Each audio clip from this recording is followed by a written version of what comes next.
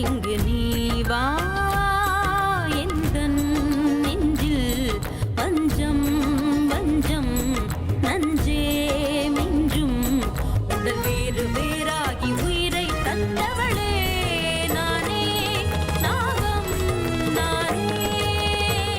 அது என்ன சக்தி? அது எந்த உருவத்துல இருக்கு? அது என்ன சக்தி?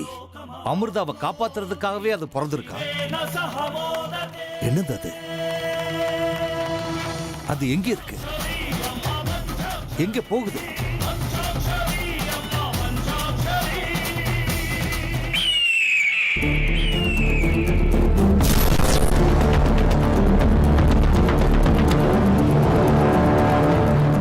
பைரவா, கடைசியில உன்னோட புத்திய நீ காட்டிட்டல்ல. நான் இல்லாத நேரத்துல நீ அந்த நாகராணிய கண்டுபிடிக்க அந்த இடத்துக்கு நீ போயிருந்தல்ல.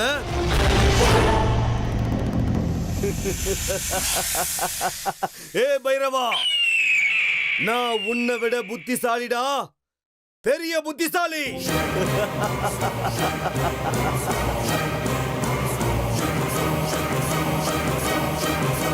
கடைசியில உன்னோட கபட புத்தியை நான் பார்த்துட்டேன் கணேஷ்கா.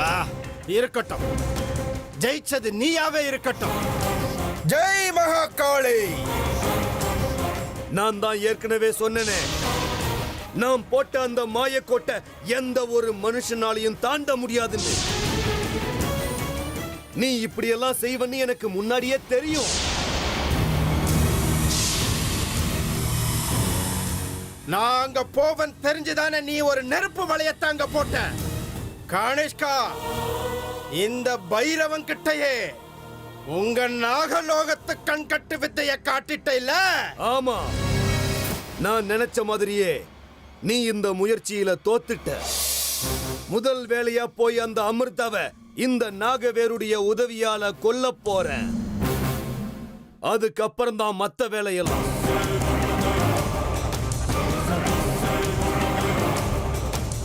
எனக்கும் அந்த எதிரியான நாகராணியோடைய சாவுதான் தேவை.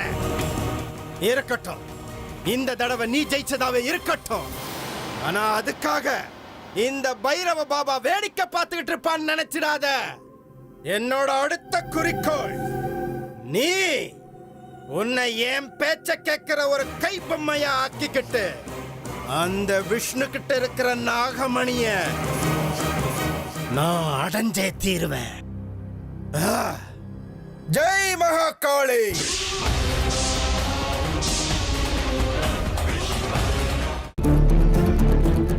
அமிர்தா, உன் வாழ்க்கையோட கடைசி நிமிஷங்களை எண்ணிக்கோ.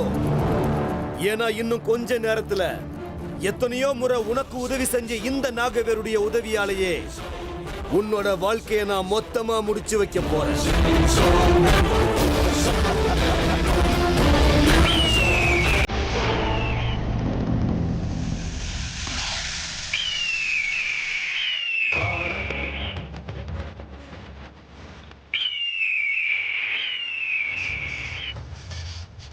அமிர்தா, அமிர்தா, என்னாச்சு அமிர்தாக்கு?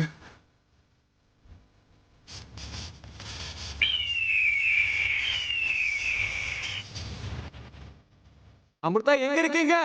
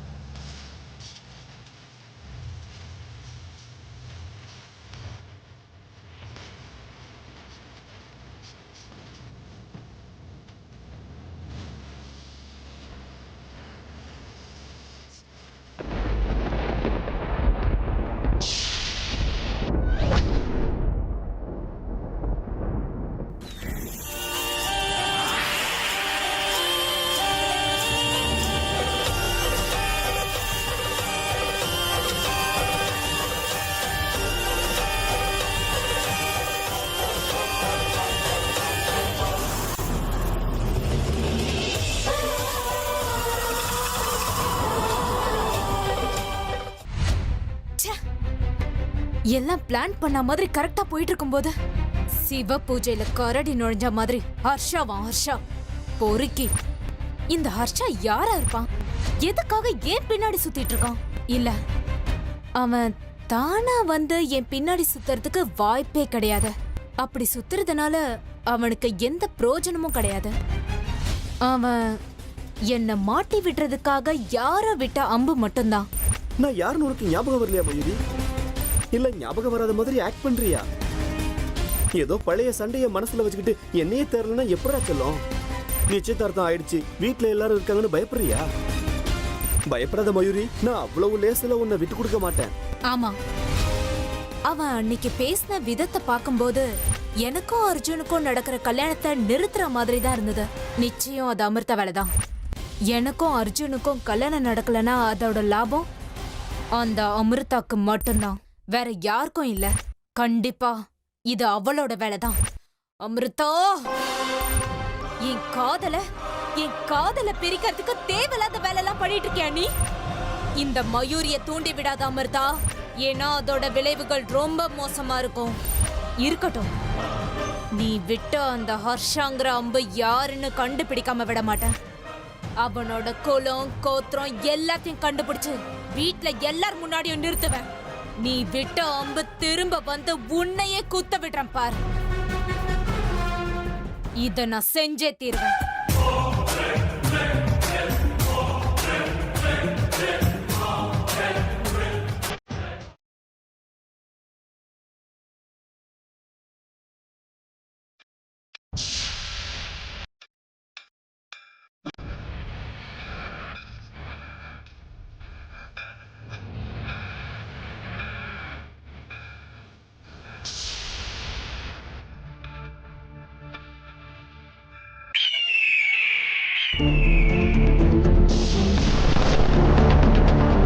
அமிர்தா, மரணம் இப்போ உன்னை நெருங்கிக்கிட்டு இருக்கு. மொத்தத்துல என்னோட குல விரோதியுடைய மரணம் இப்போ கொஞ்சம் கொஞ்சமா நெருங்கிக்கிட்டு இருக்கு.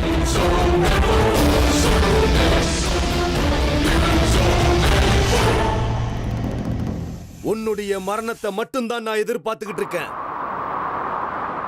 நான் போட்ட நெருப்பு வளையத்திலிருந்து அவளை வெளியே கொண்டு வர எந்த மனித சக்தியாலையும் முடியவே முடியாது. இந்த நிமிஷம் எந்த ஒரு தெய்வ சக்தியாலையும் உன்னை காப்பாற்றவே முடியாது.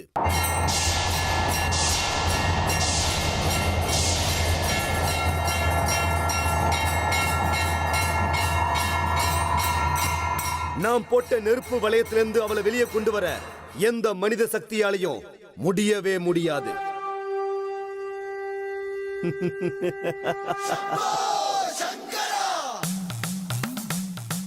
இந்த நிமிஷம் எந்த ஒரு தெய்வ சக்தியாலையும் உன்னை காப்பாற்றவே முடியாது.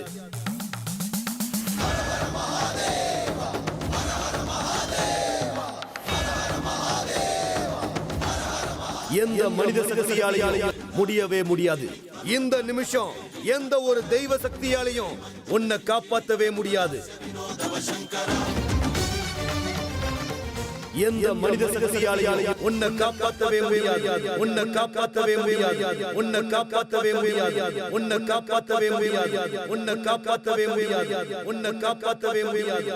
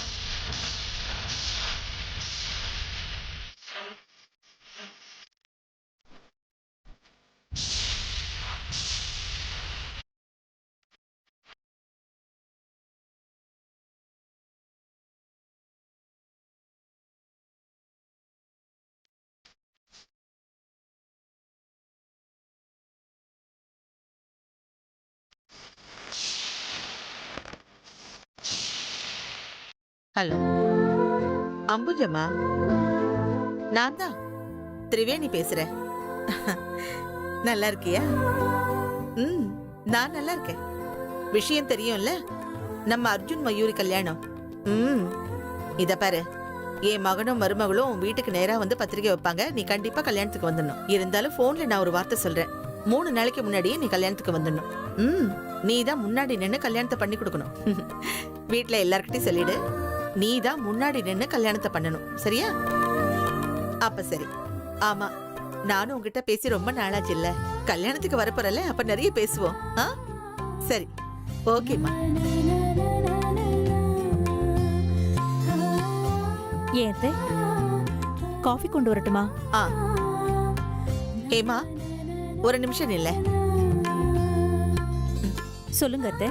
சில பேரோட பேரை நான் லிஸ்ட் போட்டு வச்சிருக்கேன். நீயும் விஷ்ணுவும் அவங்க வீட்டுக்கெல்லாம் நேரா போய் கல்யாணத்துக்கு அழைச்சிட்டு வரணும். நீங்க எந்த கல்யாணத்தை பத்தி பேசுறீங்க அத்தை? எனக்கு புரியலையே. என்ன ஹேமா இப்படி பேசுற? இத பாரு, விளையாட்டுக்கு ஒரு எல்லை இருக்கு. இங்க பாருங்க அத்தை, இந்த விஷயத்தை நாம ஏற்கனவே பேசியாச்சு. என் புள்ள அர்ஜுன் வாழ்க்கை விளையாட்டாயிடுமோன்னு தான் நான் பயப்படுறேன். எந்த காரணத்தை கொண்டு அர்ஜுன் மயூரிய கல்யாணம் பண்ணிக்கிறதுக்கு என்னால அனுமதிக்க முடியாது.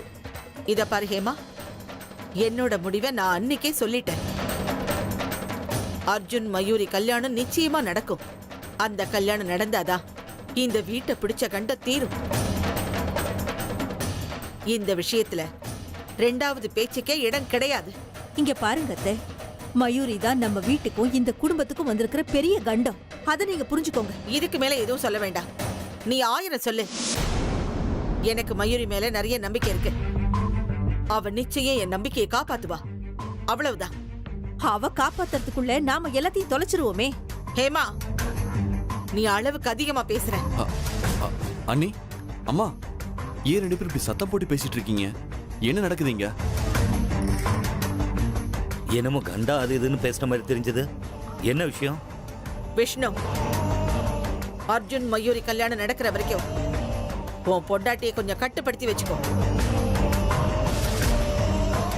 எனக்கு என்னமோ இந்த கல்யாணத்துக்கு இவதான் பெரிய தடையா இருப்பாளோன்னு தோணுது. அம்மா, என்னம்மா பேசுறீங்க? ஏமா, என்ன நடக்குதுங்க? அது இல்லைங்க. எல்லாருக்கும் கடைசியா சொல்றேன், அர்ஜுன் மயூரிக்கு கல்யாணம் பண்ணி வைக்கணும்னு அன்னைக்கே நம்ம எல்லாரும் சேர்ந்து முடிவு பண்ணியாச்சு. யாரோ என்னமோ சொன்னாங்கன்னு இந்த கல்யாணத்தை நிறுத்துறது இந்த குடும்பத்துக்கு கௌரவம் கிடையாது. குடும்பத்தில் இருக்கிற அத்தனை பேரும் இதை புரிஞ்சுக்கிட்டு இந்த கல்யாணம் நல்லபடியா நடக்க ஒத்துழைச்சா எல்லாருக்கும் நல்லது. என்னம்மா இது? இப்ப யார் கல்யாணம் வேண்டாம்னு சொன்னது? நான் தான்.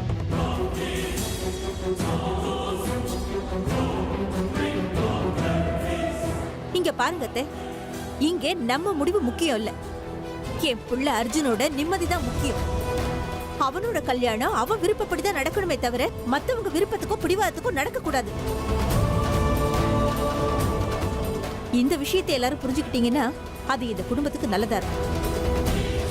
என் புள்ள அர்ஜுன் விஷயத்துல, அவன் கல்யாண விஷயத்துல முடிவை நான் தான் எடுப்பேன். எந்த காரணத்தை கொண்டும் அர்ஜுன் மயூரிய கல்யாணம் பண்ணிக்கிறதுக்கு நான் அனுமதிக்க மாட்டேன். அவ்வளவுதான்.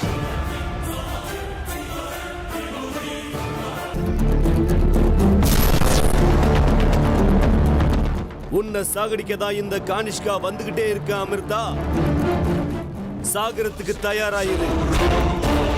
நாம் போட்ட நெருப்பு வளையத்தை எந்த மனித சக்தியாலையும் தாண்டி வர முடியாது.